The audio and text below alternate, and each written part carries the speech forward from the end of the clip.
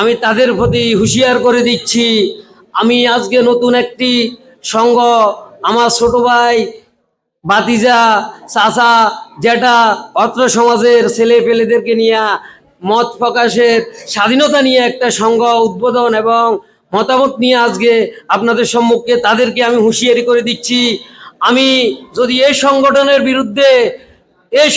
বিরুদ্ধে যদি কুচক্রান্ত কেউ করো, তোমার হাত পা ভাঙ্গি আমি গুড়িয়ে দিব।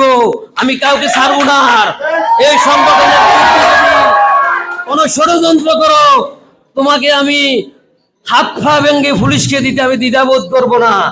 তবে আমার সংগঠনের নেতা কর্মীদেরকে আমি বলবো, তোমাদের পিছনে ষড়যন্ত্র হবে, তোমাদের পিছনে ষড়যন্ত্র হবে। কারণ সমাজ এখনো আমাদের সুশৃঙ্খল, সমাজ আমাদের এখনো সুন্দর হয় নাই।